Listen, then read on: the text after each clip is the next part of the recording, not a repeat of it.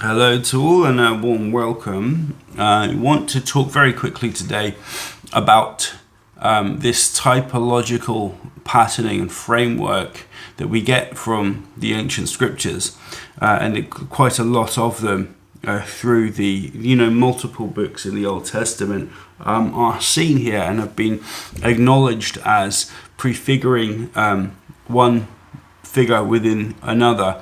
And this is exactly what we see in Jesus Christ. This is exactly what we find in the works of some of the epistle writers and Paul, obviously, as he's taking work from the literature from the Old Testament and then looking and figuring out how this Jesus Christ in his revelations patterns with this Old Testament stuff. So Isaiah 53 is a good example, Psalm 22, and again you see this pattern here of Jesus Christ fitting very neatly with the New Testament Jesus in its kind of broad framework.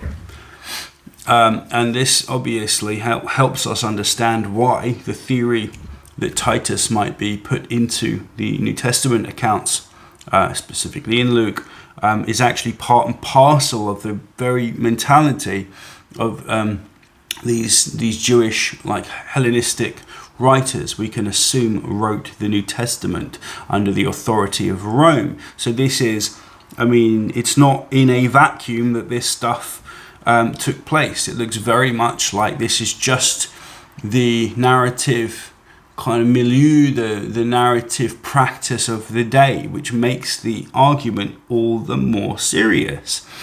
So I'm just going to read a few things here. Typological history and sacred patterning, pesher, pseudo-philo, and the rewriting of the past in Second Temple Judaism. Okay, this is exactly the time frame we're talking about. In the interpretive landscape of Second Temple Judaism, one of the first distinctive theological practices is the use of typology.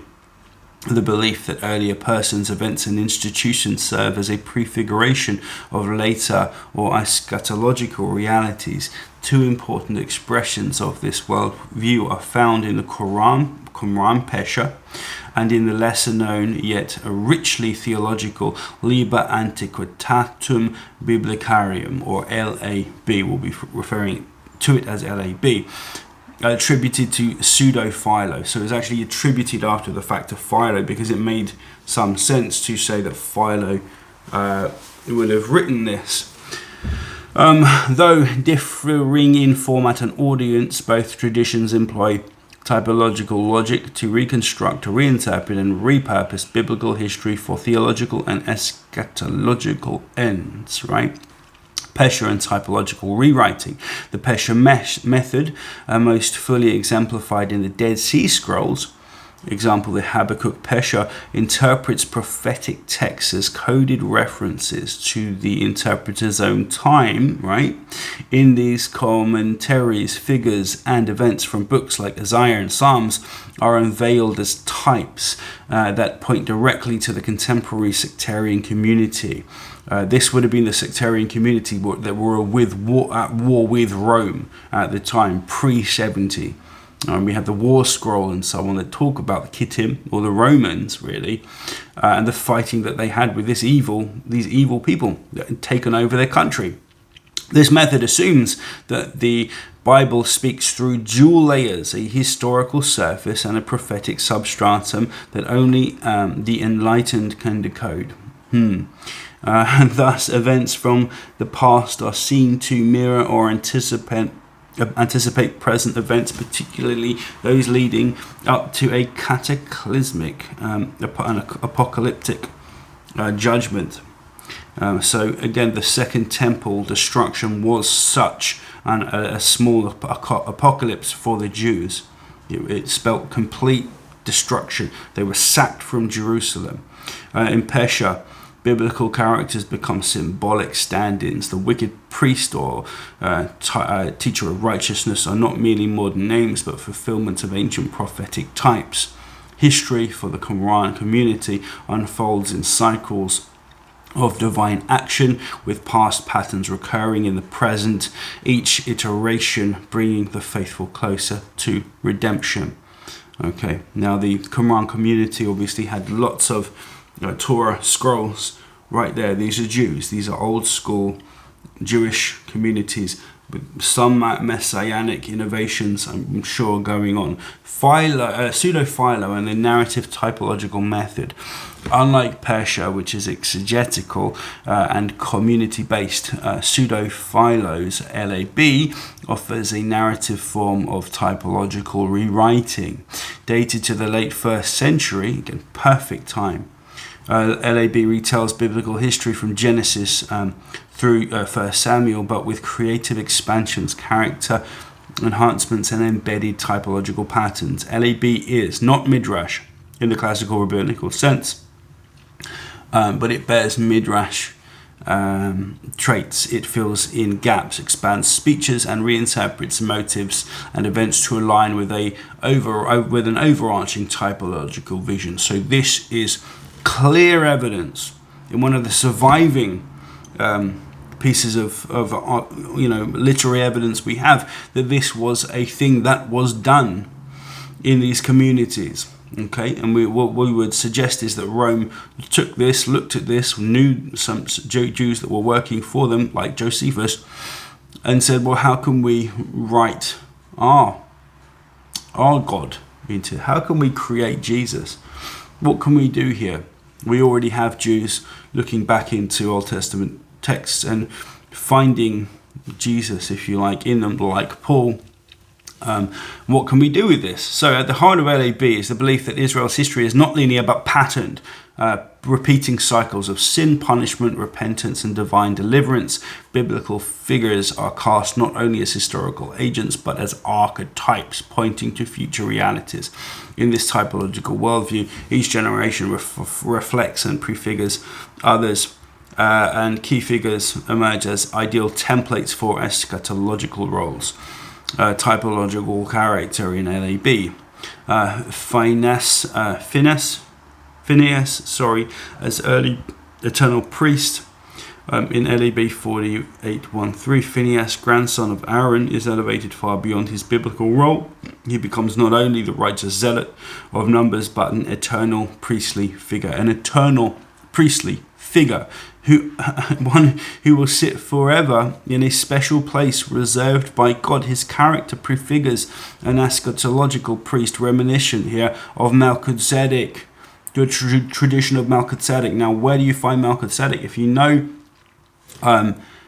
Hebrews, the epistle to the Hebrews, it talks quite a lot about Melchizedek. Jesus is after the order of Melchizedek, an eternal priest, one without beginning or end, I think, and one without parents, without a parental lineage. And this is in Hebrews, and it's talking about Jesus, without Mary, without Joseph. This is proto-gospel. Amazing stuff. This is the Jews that came before the Gospels, and they're talking about Jesus as a God. Yes. Yes, Phineas, so Joshua as deliverer type as well. The LAB chapters 23 to 25, Joshua is not just Moses' successor, but a second Moses, and a type of the ultimate eschatological deliverer. He speaks with divine authority, mirrors Moses' leadership, and anticipates the later figure who will bring full redemption. This is Joshua. And the narrative expands Joshua's speeches and exploits to cast him as a pattern of faithful obedience and divinely guided military victory, typifying the anticipated messianic age. So, the second Moses here. Who else is called the second Moses?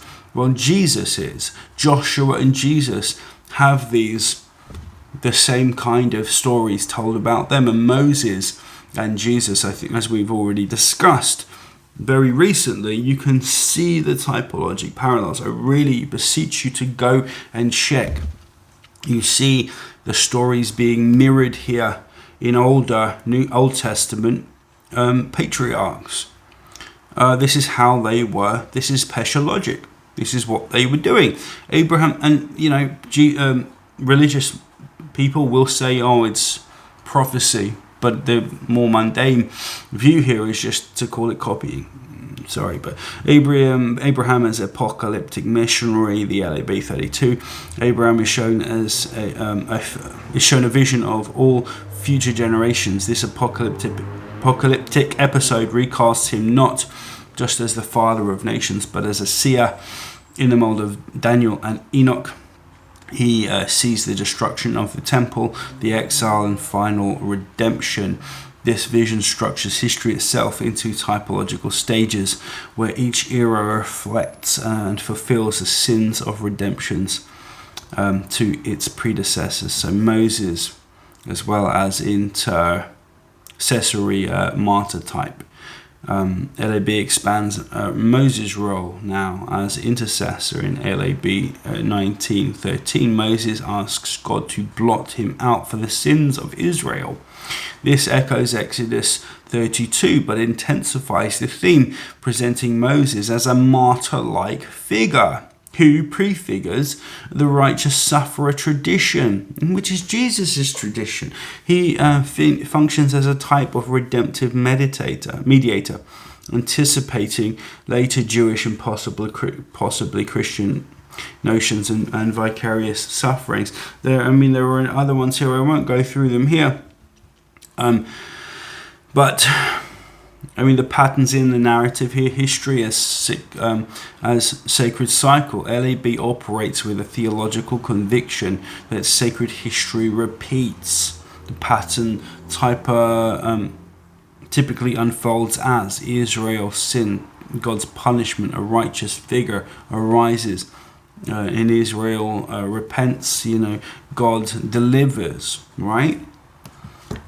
So this is precisely what we find here in Old Testament texts being just used to as the scaffolding to look at what would come next. And of course Titus, as far as some of the newer stuff we are looking into here, Joseph Atwill and some others and myself, comes as the Son of Man. So he's not crucified, right?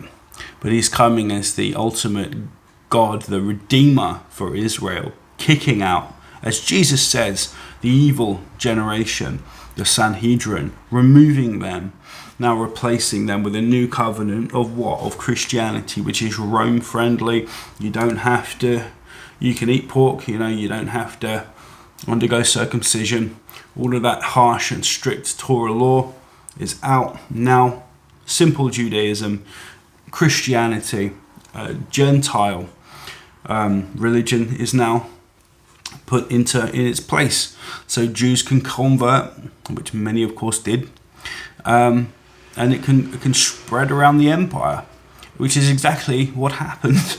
It took a few hundred years, but of course then Rome took over, and Christianity became the official Roman doctrine. It shifted from the old pagan gods to Jesus Christ. It won.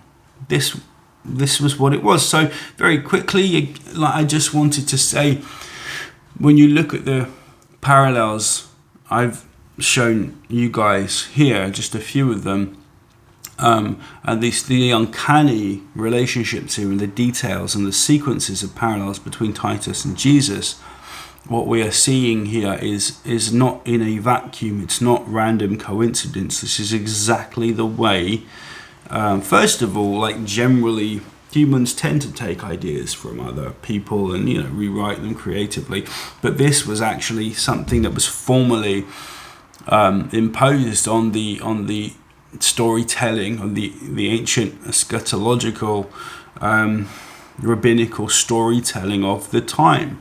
It was seen as God's hand in the unfolding of human affairs. So we would expect almost to find these things, and it's interesting that we get specific parallels between Odysseus and Hercules as well in aspect of the Jewish story of Jesus' story. And then you get the overlays in Titus in an evolution of these texts from Mark, from Marcion, which don't have too many. Mark has about 25 actually. So you can already see something's going on with Mark. And then Luke comes along. Everything now becomes far more elaborate, and the parallels really begin to become seen by people who can see and who can really interpret and understand what's going on. And remember, the people who would have read these texts would have been predominantly, overwhelmingly, elites, smart individuals who could read. The other people, the flock, the people down there, are going to get the sanitized version, exactly as you saw for hundreds of years with the Roman Catholic Church, who didn't like, who fought against people being given the Bible to read with the printing press. Anyway, I'll leave that there. So this is obviously, these things did not form in a vacuum. This was the way these texts, 72 different texts in the Old Testament, obviously sharing parallels between figures in the Old Testament. And you get Pseudo-Philo coming along, not written by Philo, which helps to see how this was indeed, these old books here are telling us how these things develop and how creatively the embellishments were just made as part of the way that the bookish people did their stuff, wrote their texts. Peace out. It didn't form in a vacuum, guys. This is what we would half expect to see. Okay, enjoy your day.